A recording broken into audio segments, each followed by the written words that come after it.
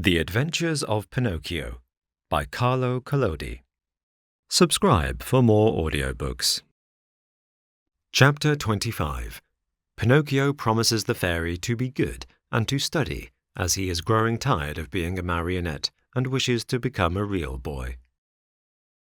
If Pinocchio cried much longer, the little woman thought he would melt away, so she finally admitted that she was the little fairy with azure hair. "You rascal of a marionette, how did you know it was I?" she asked, laughing. "My love for you told me who you were. Do you remember? You left me when I was a little girl, and now you find me a grown woman. I am so old I could almost be your mother." "I am very glad of that, for then I can call you mother instead of sister. For a long time I have wanted a mother, just like other boys. But how did you grow so quickly?" "That's a secret." "Tell it to me. I also want to grow a little. Look at me. I have never grown higher than a penny's worth of cheese." "But you can't grow," answered the fairy. "Why not?" "Because marionettes never grow. They are born marionettes, they live marionettes, and they die marionettes." "Oh, I'm tired of always being a marionette," cried Pinocchio disgustedly. "It's about time for me to grow into a man as everyone else does." "And you will if you deserve it." "Really? What can I do to deserve it?" "It's a very simple matter. Try to act like a well-behaved child." "Don't you think I do?" "Far from it. Good boys are obedient, and you, on the contrary—" "And I never obey." "Good boys love study and work, but you—" "And I, on the contrary, am a lazy fellow and a tramp all year round." "Good boys always tell the truth." "And I always tell lies." "Good boys go gladly to school." "And I get sick if I go to school. From now on I'll be different." "Do you promise?" "I promise. I want to become a good boy and be a comfort to my father. Where is my poor father now?" "I do not know." "Will I ever be lucky enough to find him and embrace him once more?" "I think so. Indeed, I am sure of it." At this answer, Pinocchio's happiness was very great. He grasped the fairy's hands and kissed them so hard that it looked as if he had lost his head. Then, lifting his face, he looked at her lovingly and asked, "Tell me, little mother, it isn't true that you are dead, is it?" "It doesn't seem so," answered the fairy, smiling. "If you only knew how I suffered and how I wept when I read, 'Here lies—'" "I know it, and for that I have forgiven you. The depth of your sorrow made me see that you have a kind heart. There is always hope for boys with hearts such as yours, though they may often be very mischievous. This is the reason why I have come so far to look for you. From now on, I'll be your own little mother." "Oh, how lovely!" cried Pinocchio, jumping with joy. "You will obey me always and do as I wish?" "Gladly, very gladly, more than gladly." "Beginning tomorrow," said the fairy, "you'll go to school every day." Pinocchio's face fell a little. "Then you will choose the trade you like best." Pinocchio became more serious. "What are you mumbling to yourself?" asked the fairy. "I was just saying," whined the marionette in a whisper, "that it seemed too late for me to go to school now." "No, indeed. Remember, it is never too late to learn." "But I don't want either trade or profession." "Why?" "Because work wearies me." "My dear boy," said the fairy, "people who speak as you do usually end their days either in a prison or in a hospital. A man, remember, whether rich or poor, should do something in this world. No one can find happiness without work. Woe betide the lazy fellow! Laziness is a serious illness, and one must cure it immediately. Yes, even from early childhood. If not, it will kill you in the end." These words touched Pinocchio's heart. He lifted his eyes to his fairy and said seriously, "I'll work, I'll study, I'll do all you tell me. After all, the life of a marionette has grown very tiresome to me, and I want to become a boy, no matter how hard it is. You promise that, do you not?" "Yes, I promise. And now it is up to you." Chapter 26. Pinocchio goes to the seashore with his friends to see the terrible shark. In the morning, bright and early, Pinocchio started for school. Imagine what the boys said when they saw a marionette enter the classroom. They laughed until they cried. Everyone played tricks on him. One pulled his hat off, another tugged at his coat, a third tried to paint a moustache under his nose. One even attempted to tie strings to his feet and his hands to make him dance. For a while, Pinocchio was very calm and quiet. Finally, however, he lost all patience, and turning to his tormentors, he said to them threateningly, "Careful, boys, I haven't come here to be made fun of. I'll respect you, and I want you to respect me." "Hurrah for Dr. Know-all! You have spoken like a printed book," howled the boys, bursting with laughter. One of them, more impudent than the rest, put out his hand to pull the marionette's nose. But he was not quick enough, for Pinocchio stretched his leg under the table and kicked him hard on the shin. "Oh, what hard feet!" cried the boy, rubbing the spot where the marionette had kicked him. "And what elbows! They're even harder than the feet!" shouted another one, who, because of some other trick, had received a blow in the stomach. With that kick and that blow, Pinocchio gained everybody's favor. Everyone admired him, danced attendance upon him, petted and caressed him. As the days passed into weeks, even the teacher praised him, for he saw him attentive, hard-working, and wide awake, always the first to come in the morning and the last to leave when school was over. Pinocchio's only fault was that he had too many friends. Among these were many well-known rascals who cared not a jot for study or for success. The teacher warned him each day, and even the good fairy repeated to him many times, "Take care, Pinocchio, those bad companions will sooner or later make you lose your love for study. Some day they will lead you astray." "There's no such danger," answered the marionette, shrugging his shoulders and pointing to his forehead as if to say, "I'm too wise." So it happened that one day, as he was walking to school, he met some boys who ran up to him and said, "Have you heard the news?" "No." "A shark as big as a mountain has been seen near the shore." "Really? I wonder if it could be the same one I heard of when my father was drowned." "We're going to see it. Are you coming?" "No, not I. I must go to school."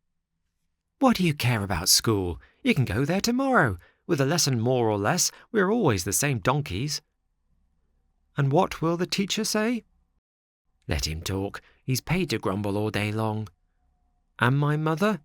"Mothers don't know anything," answered those scamps. "Do you know what I'll do?"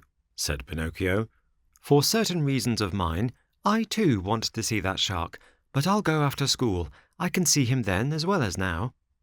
"Poor simpleton," cried one of the boys. "Do you think that a fish of that size will stand there waiting for you? He turns and off he goes, and no one will ever be the wiser." "How long does it take from here to the shore?" asked the marionette. 1 hour there and back." "Very well then. Let's see who gets there first," cried Pinocchio. At the signal, the little troop, with books under their arms, dashed across the fields. Pinocchio led the way, running as if on wings, the others following as fast as they could. Now and again he looked back, and, seeing his followers hot and tired, and with tongues hanging out, he laughed out heartily. Unhappy boy! If he had only known then the dreadful things that were to happen to him on account of his disobedience. Chapter 27. The Great Battle Between Pinocchio and His Playmates. One is wounded. Pinocchio is arrested. Going like the wind, Pinocchio took but a very short time to reach the shore. He glanced all about him, but there was no sign of a shark. The sea was as smooth as glass. "Hey there, boys! "Where's that shark?" he asked, turning to his playmates. "He may have gone for his breakfast," said one of them, laughing. "Or perhaps he went to bed for a little nap," said another, laughing also. From the answers and the laughter which followed them, Pinocchio understood that the boys had played a trick on him. "What now?" he said angrily to them. "What's the joke?" "Oh, the joke's on you!" cried his tormentors, laughing more heartily than ever and dancing gaily around the Marionette. "And that is?" "That we've made you stay out of school to come with us. Aren't you ashamed of being such a goody-goody and of studying so hard? You never have a bit of enjoyment. And what is it to you if I do study? What does the teacher think of us, you mean? Why, don't you see, if you study and we don't, we pay for it. After all, it's only fair to look out for ourselves. What do you want me to do? Hate school and books and teachers, as we all do. They're your worst enemies, you know, and they like to make you as unhappy as they can.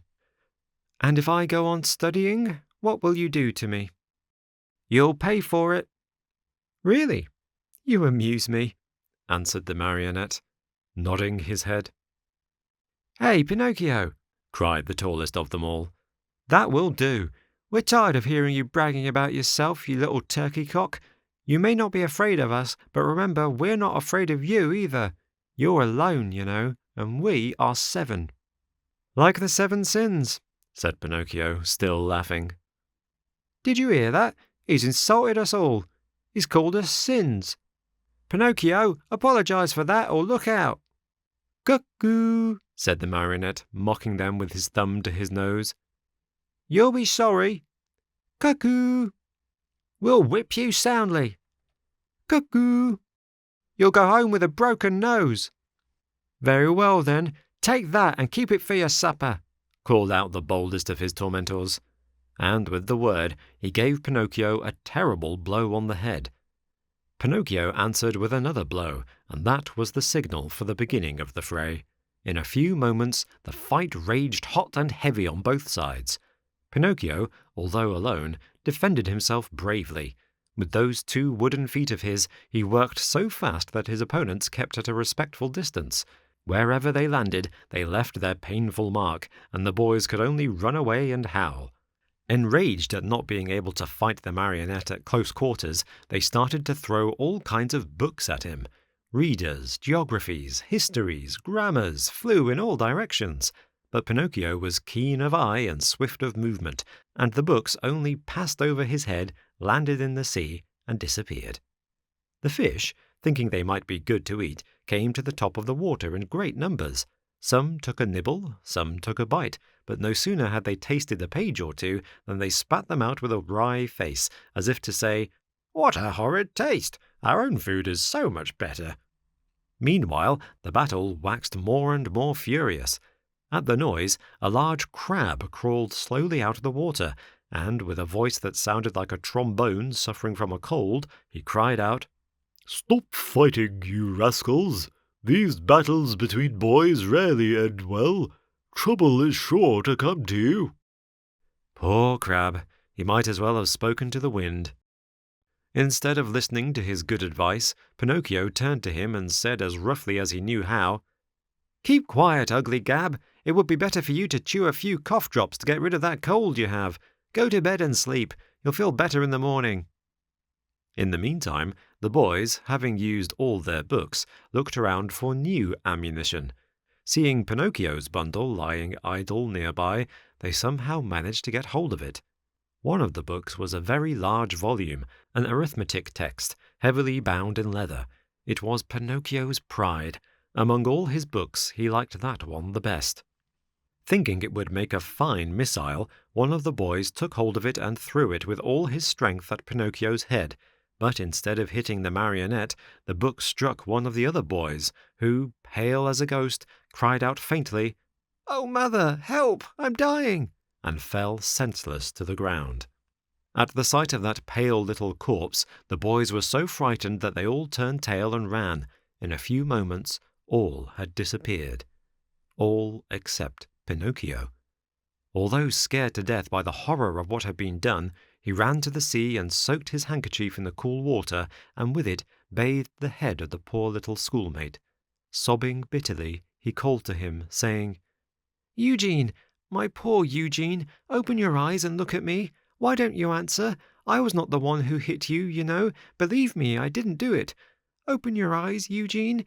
If you keep them shut, I'll die too.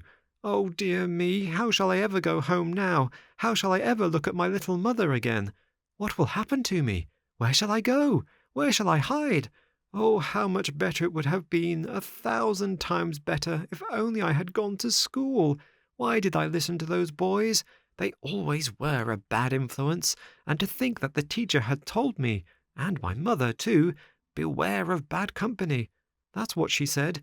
But I'm stubborn and proud. I listen, but always do as I wish, and then I pay. I've never had a moment's peace since I've been born. Oh dear, what will become of me? What will become of me?" Pinocchio went on crying and moaning and beating his head. Again and again he called to his little friend, when suddenly he heard heavy steps approaching. He looked up and saw 2 tall carabineers near him. "What are you doing stretched out on the ground?" they asked Pinocchio. "I'm helping this schoolfellow of mine." "Has he fainted?"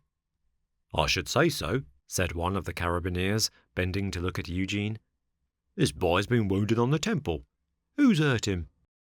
"Not I," stammered the Marionette, who had hardly a breath left in his whole body. "If it wasn't you, who was it then?" "Not I," repeated Pinocchio.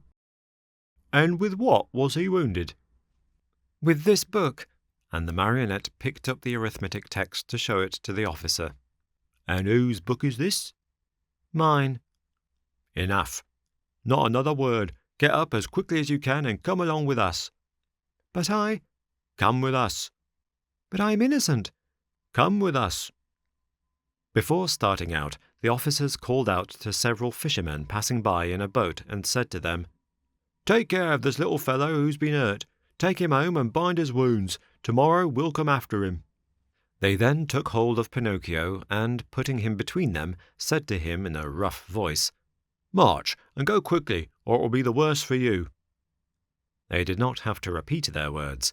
The Marionette walked swiftly along the road to the village, but the poor fellow hardly knew what he was about. He thought he had had a nightmare. He felt ill. His eyes saw everything double, his legs trembled, his tongue was dry, and, try as he might, he could not utter a single word. Yet, in spite of this numbness of feeling, he suffered keenly at the thought of passing under the windows of his good little fairy's house. What would she say on seeing him between 2 carabineers? They had just reached the village when a sudden gust of wind blew off Pinocchio's cap and made it go sailing far down the street. "Would you allow me," the Marionette asked the carabineers, "to run after my cap?"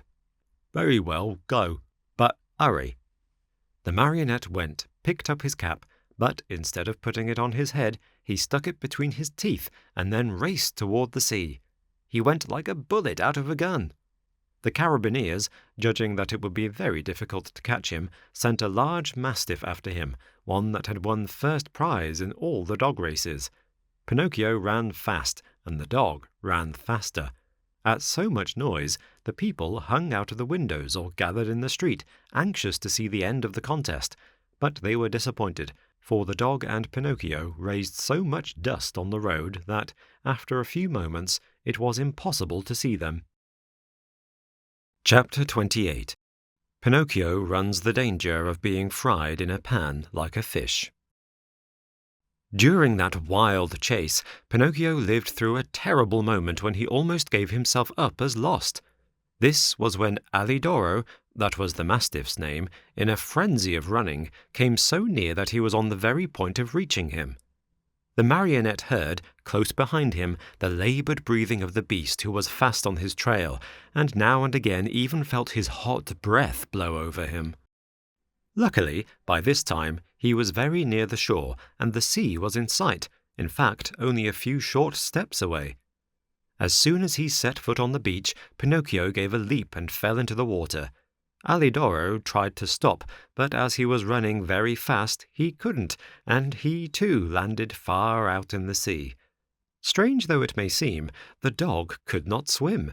He beat the water with his paws to hold himself up, but the harder he tried, the deeper he sank. As he stuck his head out once more, the poor fellow's eyes were bulging, and he barked out wildly, "I drown! I drown!" "Drown!" answered Pinocchio from afar, happy at his escape. "Help, Pinocchio! Dear little Pinocchio! Save me from death!" At those cries of suffering, the Marionette, who after all had a very kind heart, was moved to compassion. He turned toward the poor animal and said to him, "But if I help you, will you promise not to bother me again by running after me?" I promise! Only hurry, for if you wait another second, I'll be dead and gone." Pinocchio hesitated still another minute. Then, remembering how his father had often told him that a kind deed is never lost, he swam to Alidoro and, catching hold of his tail, dragged him to the shore. The poor dog was so weak he could not stand. He had swallowed so much salt water that he was swollen like a balloon. However, Pinocchio, not wishing to trust him too much, threw himself once again into the sea.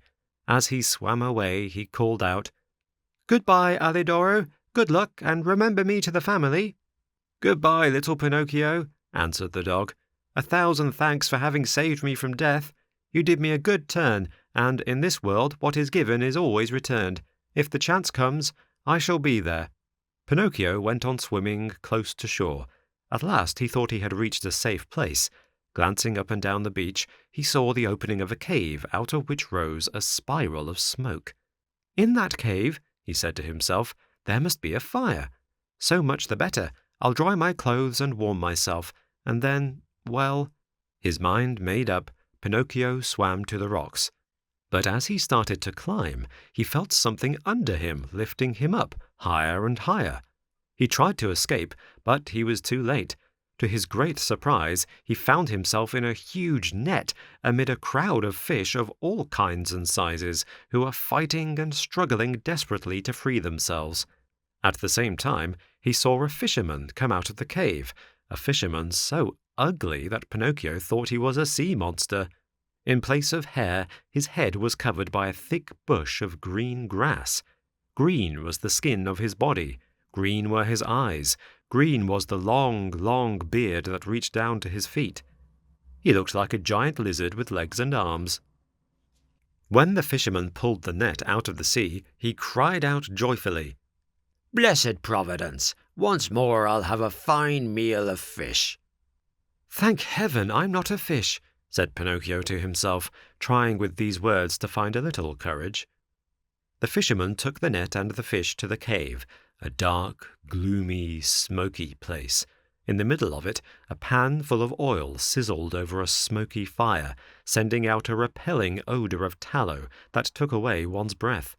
"Now let's see what kind of fish we've caught today," said the green fisherman. He put a hand as big as a spade into the net and pulled out a handful of mullets. "Fine mullets, these," he said, after looking at them and smelling them with pleasure. After that, he threw them into a large, empty tub. Many times he repeated this performance. As he pulled each fish out of the net, his mouth watered with the thought of the good dinner coming, and he said, "Fine fish, these bass. Very tasty, these whitefish. Delicious flounders, these. What splendid crabs. And these dear little anchovies, with their heads still on."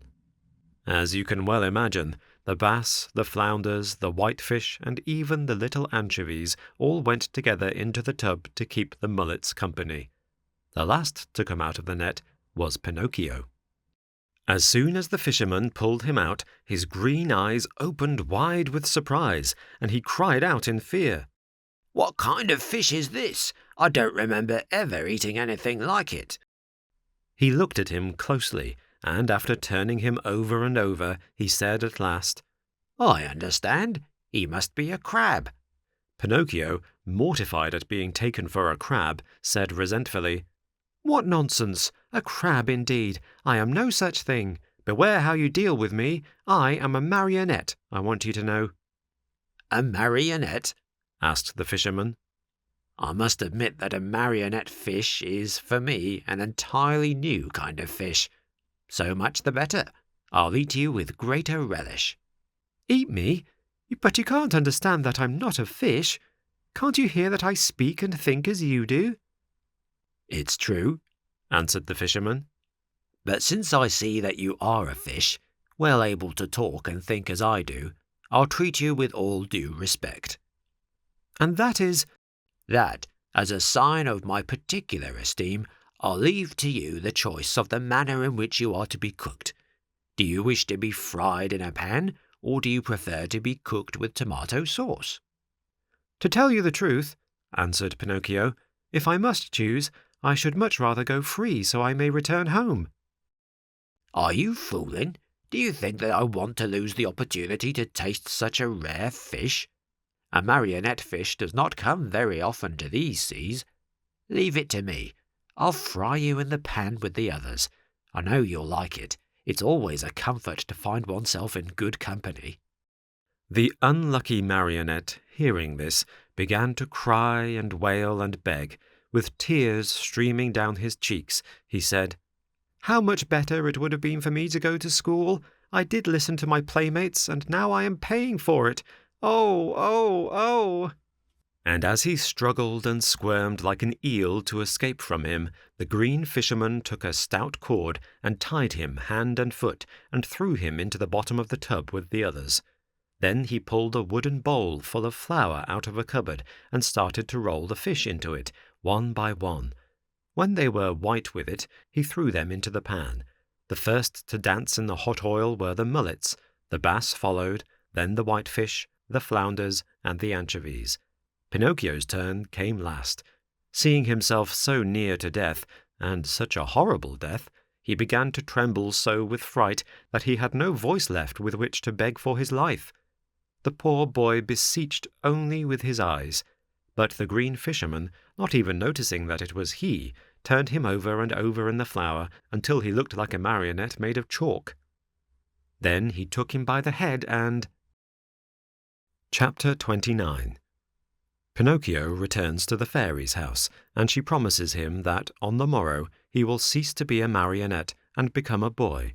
A wonderful party of coffee and milk to celebrate the great event. Mindful of what the fisherman had said, Pinocchio knew that all hope of being saved had gone. He closed his eyes and waited for the final moment. Suddenly, a large dog, attracted by the odor of the boiling oil, came running into the cave. "Get out!" cried the fisherman threateningly, and still holding on to the marionette, who was all covered with flour. But the poor dog was very hungry, and whining and wagging his tail, he tried to say, "Give me a bite of the fish and I'll go in peace." "Get out, I say," repeated the fisherman, and he drew back his foot to give the dog a kick. Then the dog, who, being really hungry, would take no refusal, turned in a rage toward the fisherman and bared his terrible fangs. And at that moment a pitiful little voice was heard saying, "Save me, Alidoro! If you don't, I fry!" The dog immediately recognized Pinocchio's voice. Great was his surprise to find that the voice came from the little flour-covered bundle that the fisherman held in his hand. Then what did he do? With one great leap, he grasped that bundle in his mouth, and, holding it lightly between his teeth, ran through the door and disappeared like a flash. The fisherman, angry at seeing his meal snatched from under his nose, ran after the dog, but a bad fit of coughing made him stop and turn back. Meanwhile, Alidoro, as soon as he had found the road which led to the village, stopped and dropped Pinocchio softly to the ground. "How much I do thank you," said the marionette. "It's not necessary," answered the dog. "You saved me once, and what is given is always returned. We are in this world to help one another." "But how did you get in that cave?" "I was lying here on the sand, more dead than alive, when an appetizing odor of fried fish came to me. That odor tickled my hunger, and I followed it. Oh, if I had come a moment later!" "Don't speak about it," wailed Pinocchio, still trembling with fright. "Don't say a word. If you had come a moment later, I would be fried, eaten, and digested by this time. Ooh, I shiver at the mere thought of it." Alidoro laughingly held out his paw to the marionette, who shook it heartily, feeling that now he and the dog were good friends. Then they bid each other good-bye, and the dog went home. Pinocchio, left alone, walked toward a little hut nearby, where an old man sat at the door sunning himself, and asked, "Tell me, good man, have you heard anything of a poor boy with a wounded head whose name was Eugene?" "The boy was brought to this hut, and now—" "Now he is dead?" Pinocchio interrupted sorrowfully. "No, he is now alive, and he has already returned home." "Really? Really?" cried the Marionette, jumping around with joy. "Then the wound was not serious?" "But it might have been, and even mortal, for a heavy book was thrown at his head," answered the old man. "And who threw it?" "A schoolmate of his, a certain Pinocchio." "And who is this Pinocchio?" asked the Marionette, feigning ignorance. "They say he is a mischief maker, a tramp, a street urchin." "Calumnies, all calumnies." "Do you know this Pinocchio?" "By sight," answered the Marionette. "And what do you think of him?" "I think he's a very good boy, fond of study, obedient, kind to his father and to his whole family." As he was telling all these enormous lies about himself, Pinocchio touched his nose and found it twice as long as it should be. Scared out of his wits, he cried out, "Don't listen to me, good man. All the wonderful things I have said are not true at all. I know Pinocchio well, and he is indeed a very wicked fellow, lazy and disobedient, who instead of going to school runs away with his playmates to have a good time." At this speech, his nose returned to its natural size. "Why are you so pale?" the old man asked suddenly. "Let me tell you. Without knowing it, I rubbed myself against a newly painted wall," he lied, ashamed to say that he had been made ready for the frying pan. "What have you done with your coat and your hat and your breeches?" "I met thieves, and they robbed me. Tell me, my good man, have you not, perhaps, a little suit to give me, so that I may go home?" "My boy, as for clothes, I have only a bag in which I keep hops. If you want it, take it. There it is." Pinocchio did not wait for him to repeat his words. He took the bag, which happened to be empty, and after cutting a big hole at the top and two at the sides, he slipped into it as if it were a shirt. Lightly clad as he was, he started out toward the village. Along the way he felt very uneasy. In fact, he was so unhappy that he went along taking 2 steps forward and 1 back, and as he went he said to himself, "How shall I ever face my good little fairy? What will she say when she sees me? Will she forgive this last trick of mine? I am sure she won't. Oh, no, she won't. And I deserve it, as usual, for I am a rascal, fine on promises which I never keep." He came to the village late at night. It was so dark he could see nothing, and it was raining pitchforks. Pinocchio went straight to the fairy's house, firmly resolved to knock at the door. When he found himself there, he lost courage and ran back a few steps. A second time he came to the door, and again he ran back. A third time he repeated this performance. The fourth time, before he had time to lose his courage, he grasped the knocker and made a faint sound with it. He waited and waited and waited. Finally, after a full half an hour, a top-floor window, the house had 4 stories, opened and Pinocchio saw a large snail look out. A tiny light glowed on the top of her head. "Who knocks at this late hour?" she called. "Is the fairy home?" asked the Marionette. "The fairy is asleep and does not wish to be disturbed. Who are you?" "It is I." "Who's I?"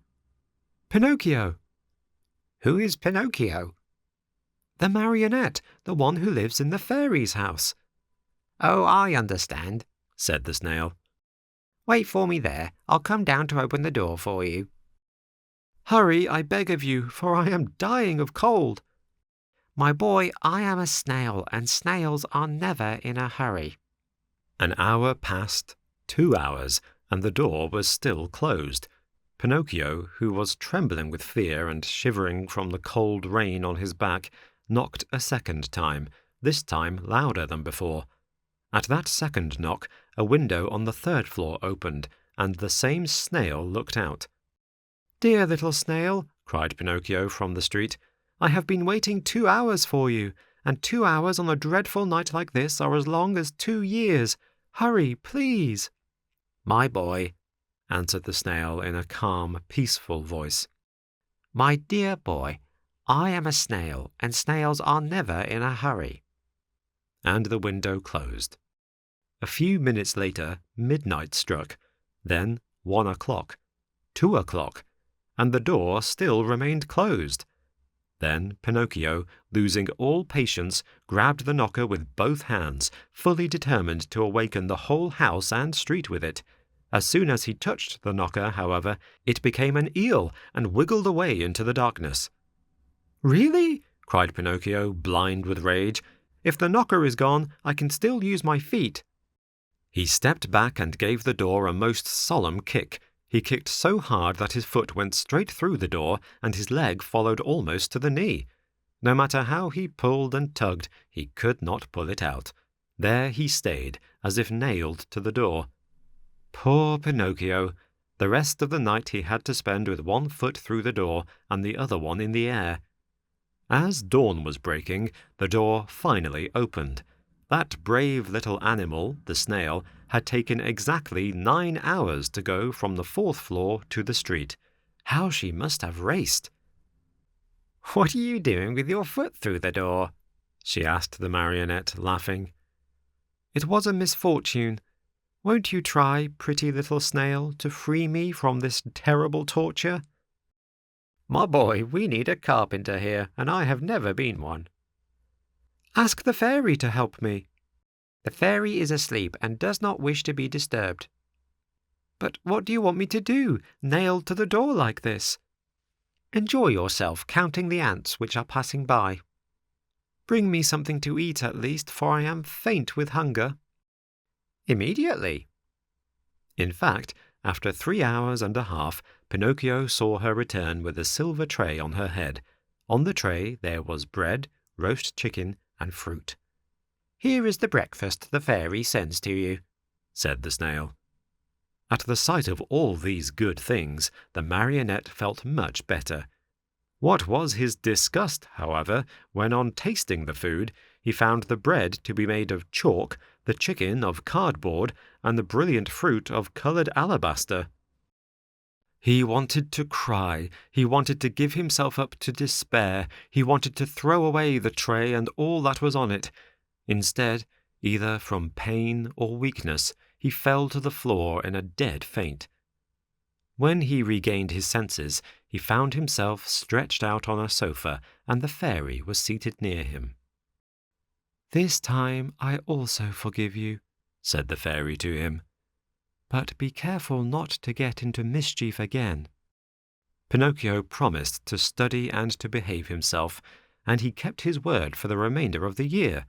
At the end of it, he passed first in all his examinations, and his report was so good that the fairy said to him happily, "Tomorrow your wish will come true." "And what is it?" "Tomorrow you will cease to be a marionette and will become a real boy." Pinocchio was beside himself with joy.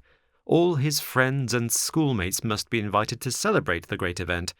The fairy promised to prepare 200 cups of coffee and milk, and 400 slices of toast buttered on both sides.